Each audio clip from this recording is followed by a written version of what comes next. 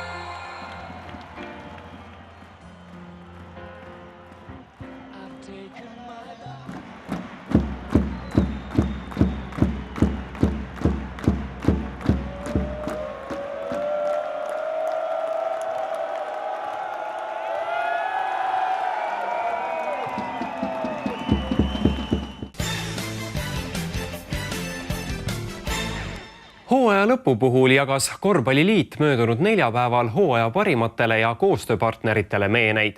Ka saatel Pall korvi õnnestus äramainitute hulka pääseda. Sellest auhinnast räägime aga veel saate lõpus. Kohe pärast hooaja lõpuüritust õnnestus meil Saku Suurhallis aga kohtuda Leedu korvpalliliidu peasekretäriga, kellega rääkisime korvpalli arendamisest üldisemalt.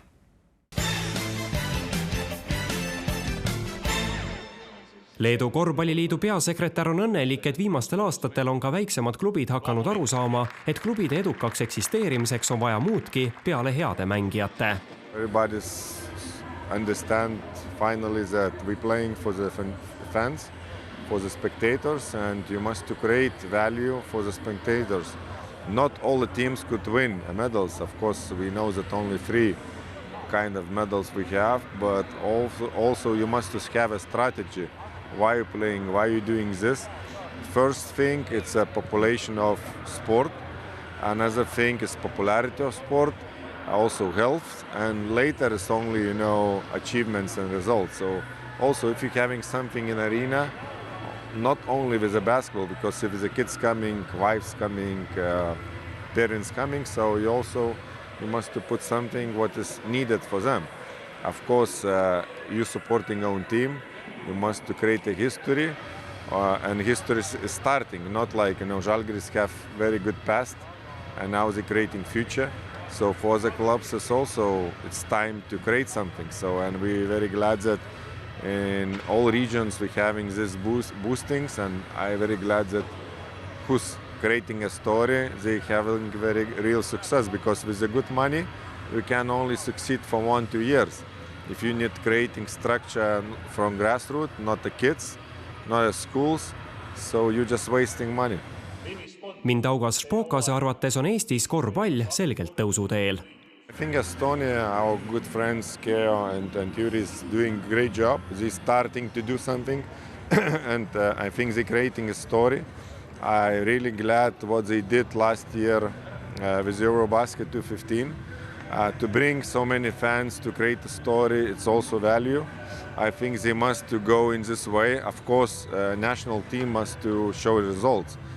I saw that you're having a very great team, and also you must invest in youth.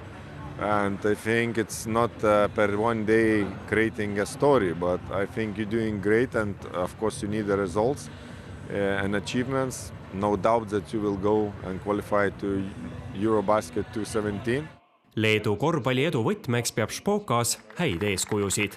Everybody wanna be a target of Sabonis, of Marčiulionis, and we're very glad that we're having another generations, Marčiulionis, Jasikevičius, and youngsters.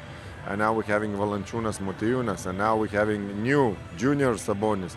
So if you're creating value in a young age, and it's very easy to look what you're having in A qualification, under 16, under 18, under 20, because now we over the last 3 years working on youth.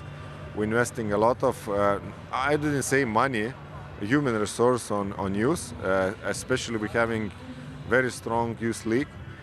For example, we're having more than 350 teams competing in youth league with all divisions, and they're playing per 1 year, per season, around 3,600 games. So you can imagine what competitors. Yes, we're having threats in women's basketball, but now we also, working on it already 3 years, because we understand that not tomorrow we're changing with the youth. So you know that to grow the generation is needed minimum. If you're starting to do well something, it's needed 7-8 years. So I hope that with the women's, we also have some in strategy planning that in 2020 we want to have women's team in Olympics. So also it's sometimes starting from this paper from the scratch, but later you must go to the real steps. Of course, here also you must need to invest to the kids. I really appreciate what the Finnish team did and Finnish Federation doing. Knowing that hockey, ice hockey and football is the most popular sport, and for the last 10 years they did huge step in competitiveness, and now basketball is boosting. For our region it's incredible and very good, because earlier talk with the Scandinavian partners, it was very hard because they have no idea what is basketball. Is it very important for fans? And after boost of Finnish fans, and now it's yours. So I think it's more easy for us to find the sponsors, to saying not that we're going only for medals, we're going for healthy kids, because you cannot see fat kids running in a playground because they are looking pretty good. And of course it's motivation, because you're taking out from computers. So you must to find some ways, what I think all sports doing, to attract kids. And kids like what? Some kids are individual, some of them is team sports.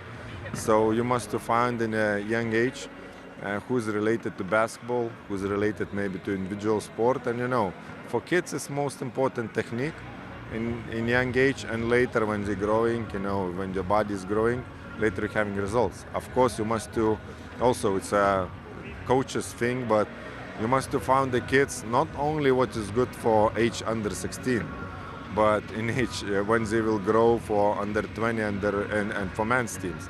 So our strategy is easy. We want to grow kids only from each age group, one guy to men's team. Möödunud neljapäeval meenutati Saku Suurhallis ka Tallinna Kalevi NSV Liidu meistritiitlit 25 aasta eest. Sellel ajaloolisel hooajal kommenteeris mänge Tarvo Villoman. Mis eristab siis tänapäeva kommenteerimist 25 aasta tagusest? Üks suur erinevus oli.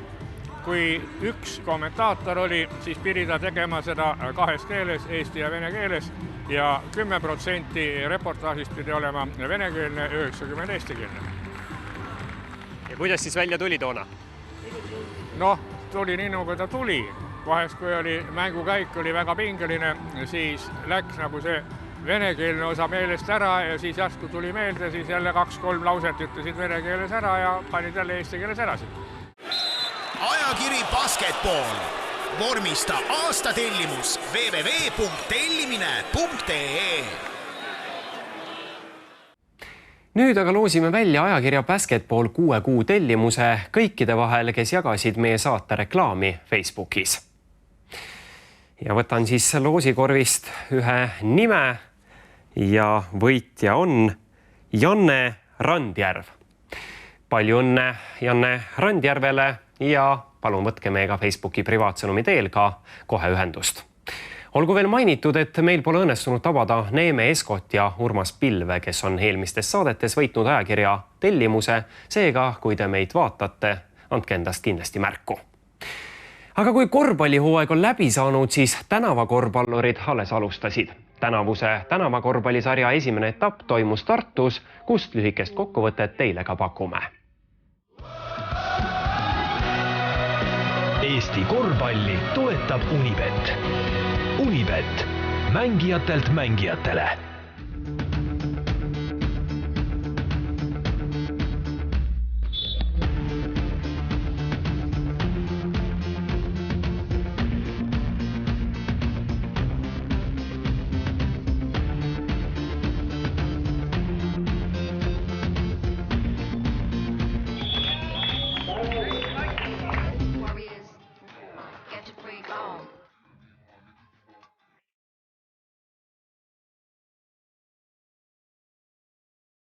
Empty your pocket, phone at your jacket, the time I'm landing.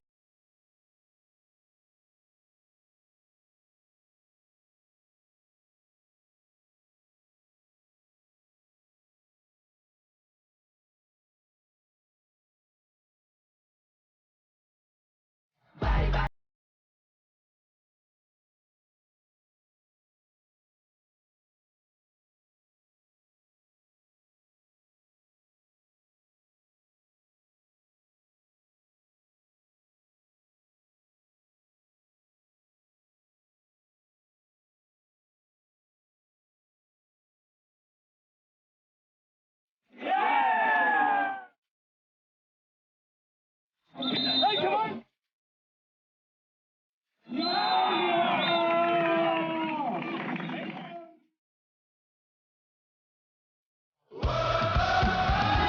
Vaata Unibetis enam kui 30 000 võistluse tasuta otseülekannet. Unibet, mängijatelt mängijatele. Nüüd läheb loosi FIFA spordi poolt välja pandud Spaldingu korvpall, mille loosime välja kõikide oma Facebooki fännide vahel, keda on kogunenud juba üle 4000. Kõikidel lehtedel siin korvis on 25 nime ja nagu traditsiooniks saanud, siis stuudiokülalise puudumisel on võidunumber olnud sama kuupäevaga.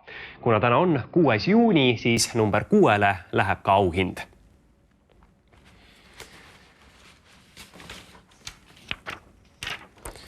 Nii, ja number 6, Toomas Lumi. Palju õnne võitjale. Palun võtke meiega Facebooki privaatsõnumi teel ka ühendust. Meie jätkame ka saadet nüüd FIFA spordi staaride vabavisete rubriigi hooaja kokkuvõttega.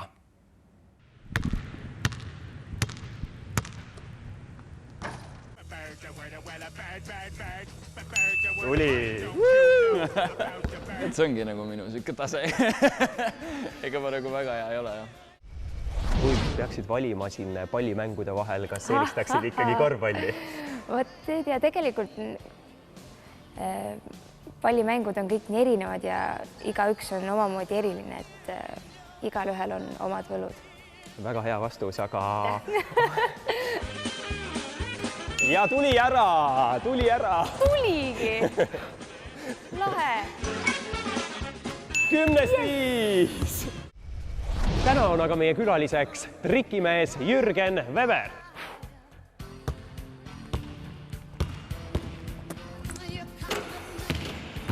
Rohkem üldsus teab, et sa oled tegelenud jalgpalliga, aga kuidas suhtud või palju oled tegelenud korvpalliga? Korvpalliga teeb väga vähe. Viimati vist, mul tuleb meelde selline kuupäev nagu 4. august möödunud aastal.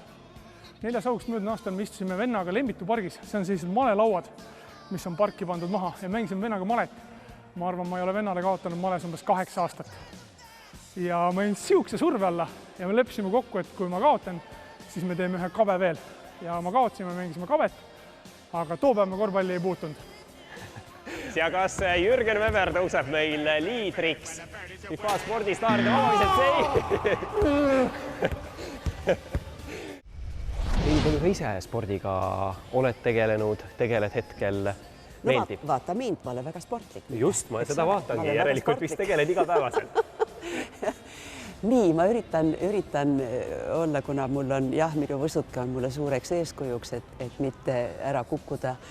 Loomulikult ma enam niisugust aktiivset sporti ei tee, aga ma olen teinud venitusharjutusi, näiteks joogaga tegelenud ja niisuguste rohkem selliste spordialadega, mis hoiavad mind ikkagi naiselikuna ja tervena. Aga täna me igal juhul proovime korvpalli ja ees ootavad meid 10 vabaviset ja lähme hakkame pihta. Nii, aga ma tahan sulle seda öelda, et kuna ma olen oma hariduselt dirigent ja et mis on ühine korvpallis, näiteks viskes, et minu poeg õpetas, et tuleb randmega visata korvi ja täpselt samamoodi tuleb dirigeerida ka randmega. Kui suur on üldse sinu kokkupuutumine korvpalliga, oled kunagi mänginud? Lapsena ikka oli see nagu populaarne mäng, et 3 punkti joone pealt ja nii edasi sai neid erinevaid mänge mängitud. Et mina, kui ma korvpalli peale mõtlen, siis mul võib-olla tulebki meelde kusagil, kui ma olin võib-olla 14-15 aastane, siis meil oli kodus Õmerpalu hoovis siis korvpalli siis nii-öelda selles platsis toimusid korvpallivõistlused, mida ma olen vaatamas käinud. Ma natuke siis kogun ennast, muidu on väga piinlik. Ja tuli ära, 9-1, väga hea. Meil on erinevates saadetes päris palju tegelikult proovile pandud, et kui suureks väljakutseks on nüüd täna siin vabavisete viskamine? Võib nii öelda, jah. Väljakutse, ma ei tea, ma natuke põen, sest ma vaatasin, et siin tüdrukud on päris kõrge lati seadnud, et ei taha ikka tüdrukutele alla jääda. Et kehalise kasvatuse tunnis ikka mõnikord palli sisse ka said? Mõnikord, ainult mõnikord. 9-5, Mikmäe, Keter Jaani, Jürgen Weber ühel pulgal ja Mikul veel siis üks sooritus.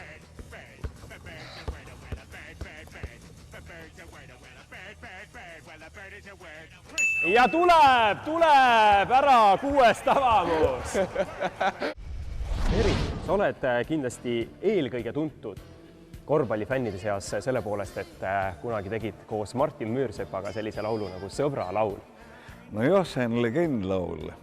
Laul valmis juba aastal 98, siis kui see oli enneolematu kihvt aeg, sellepärast et mul õnnestus see laul ära salvestada sellel aastal vaikselt ja ainult tänu sellele, et Martin Müürsepal, kui ta NBA-s Tallases mängis, need oli NBA streik oli. Nii et see venis ja ta oli väga heas vormis. Ta siin Eestimaal eriti ennast ei põletanud. Rekord on tulemas. 9-4 ja hea võimalus nüüd viigistada Keter Jaani ja Jürgen Weberiga. Keter Jaani kahekesi loopsid või? 2 peale? 5, Mitte 2 peale. Nii Jürgen Weberil kui Keter Jaanil on 5 tabamust. Kui sa nüüd saad sisse, siis viigistad nendega. Nendel 5 tabamust, ei saa alla. Ja tuleb 5 ära! Kuidas ise rahule jäid? Ei jäänud. Ma eks me Keter Jaanile ära paneme, ega nii ei saa. Et soojendus jäi natuke lühikeseks. Ei, nad tuli tüdruks siis ikka. Ükskord suure hooga mängisime korvpalli ja kuna meil tegelikult on klassis hästi palju sportlasi, siis üks tüdruk viskas seda korvpalli ja siis ma sain niimoodi vastu lõuga selle korvpalliga, et mul oli pärast terve suu verd täis. Aga õnnelik õnnetus oli ikkagi, mul on ainult positiivsed kogemused korvpalliga. Seda õnne ikka ei ole. Ja tuli ära, esimene olemas. No tere, Kristel! Tere! Oled ka korvpalli harrastanud, vaadanud? Ma mäletan, et ma olin ka enda klassi võistkonnas, meeskonnas, naiskonnas tegelikult, mis oli klasside vahel, oli siis Kossu võistlused. Aga selles suhtes, et enamus ajast ma lihtsalt tormasin metsikult, jooksin ühest otsast teise ja vehkisin kätega ja proovisin palli saada. Ja siis, kui ma palli sain, siis ma viskasin selle kuskile. Oota, enne veel professionaalsuse huvides. Oi, sellised trikid. Ma olen põhimõtteliselt nagu Kobe Bryant või mis see on? Just, väga hea. No vaatame, kas viskeoskus on ka sama hea. Ja nüüd tuleb kõik fail. ja kohe olemas lauapõrkega 1-1.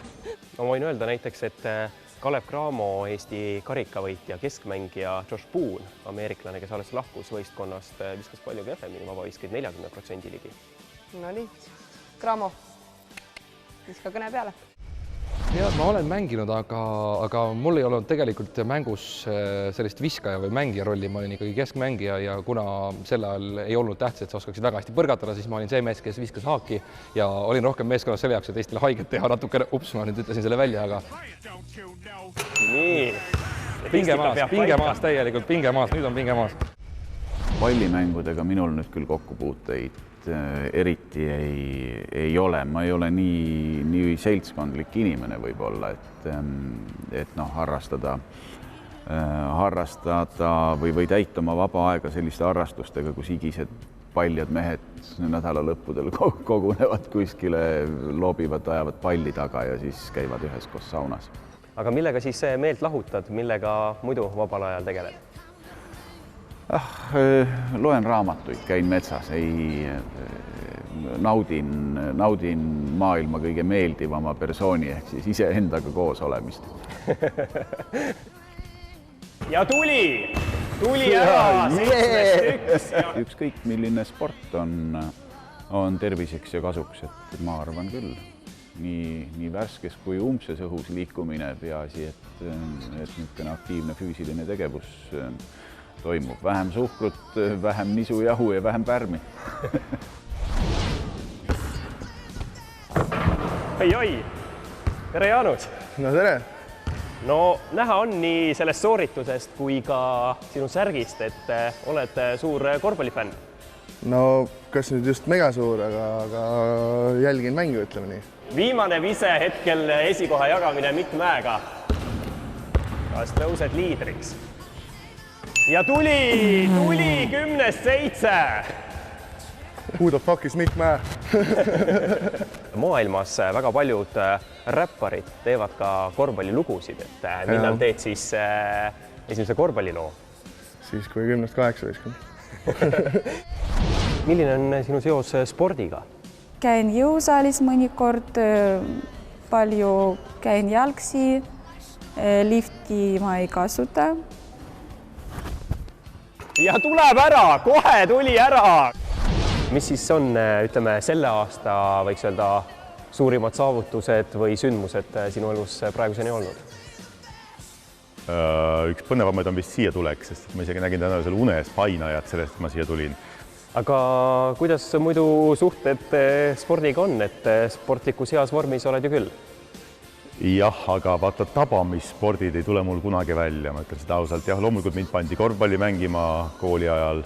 Kui ma just korvi all ei seisnud ja palli korvi ei pannud, siis ei tulnud mul sellest midagi eriti välja. Samuti näiteks meeldivad mulle väga sellised asjad nagu piljard ja vibulaskmine ja noolemäng, aga ma ei saa kunagi pihta ühelegi asjale. Et selles mõttes ma olen juba harjunud, et mingisugune koordinatsioonihäire minus on, minu silm ja käsi selles mõttes ei tööta nagu nende asjade puhul koos.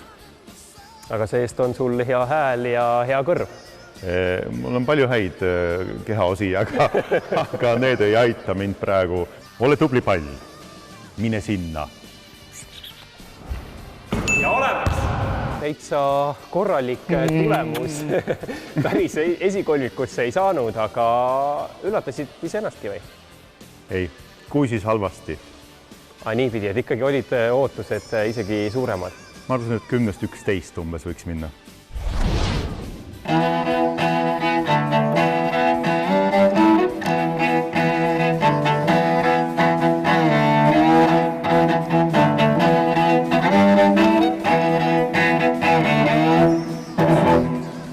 Räägi oma kokkupuudetest spordiga. Noh, spordiga mul on mingisugused lihased vist ikka olemas. On, täitsa on. Vabal ajal, kui ma nõusid pesen, siis teen paar kükki ja kodus võib-olla enne magama minekut paar võiblemisharjutust. Aga päris siin pillimängu kõrvalt treeningutele, treeningsaali kuhugi ei jõua? Ei jõua kahjuks, aga ma teen kodus omal trenni ja mul on 2 väikest poissi kodus tegelikult, 3- ja 5-aastased. Ja no need ma panen ka, ma näitan neile ka, kuulge poisid, ärge nüüd siis korterielud, et see on ikka, kui ei ole võimalust õues nii palju joosta, siis kodus ma ütlen, poisid, et teeme mõned kätekõverdused. Muidu teist saavad sellised makaronid, aga poisid peavad ikka tugevad olema. Ja tuli ära! Esimene olemas. Ma ei taha saada ainult ühte! Tegelikult olen ka ise korra Filipiinidel sattunud korvpalliväljakule ja kui siin Eestis olen ikka tagamängija ja lühike mees korvpalliväljakul, siis seal olin kõigist peaaegu pikem. Tõesti Filipiinidel, mis on väga kummaline riik, kus igas külas on olemas 2 kindlat asja, üks on katoliiklik kirik ja teine on korvpalliväljak, mis päeval on turg ja õhtul käivad meeletud lahingud. Ja 9-7! Kuidas on sinu suhted korvpalliga või siis üldse üldisemalt spordiga? Ma olen eluaegne tennise tüdruk olnud ja nii palju siis, kui korvpalli sai keskkoolis mängitud, nii palju ma olen sellega kokku puutunud, aga üldiselt veidikene ma kartsin ka seda, sest tihtipeale on tüdrukutel sel ajal hästi pikad kunstküüned ja siis mitte ei tahtnud sinna küünist ette jääda.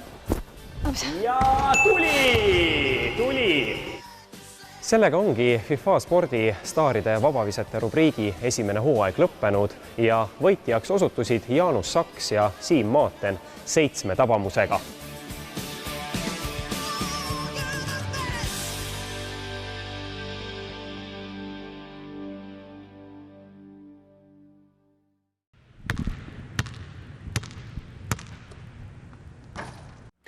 Ja hakkabki meie saade läbi saama. Tänase saate lõpetuseks sooviks tänada kõiki meie toetajaid, meie peasponsorit Unibetti ja auhindu jaganud FIFA sporti. Täname meeldiva koostöö eest ka Eesti Korvpalliliitu ning Tallinna Spordi- ja Noorsooametit. Kõige suurem tänu loomulikult aga teile 4000 fännile Facebookis ja 10 000 teleri taga. Selline oligi Pallkorvi teine hooaeg, kas tuleb ka 3, näitab aeg. Lõpetuseks läheme aga veel pildiga Saku Suurhalli korvpallihooaja lõpetamisele. Tahame öelda aitäh ka Maksim Tuulele Tallinna TV saates Pallkorvi.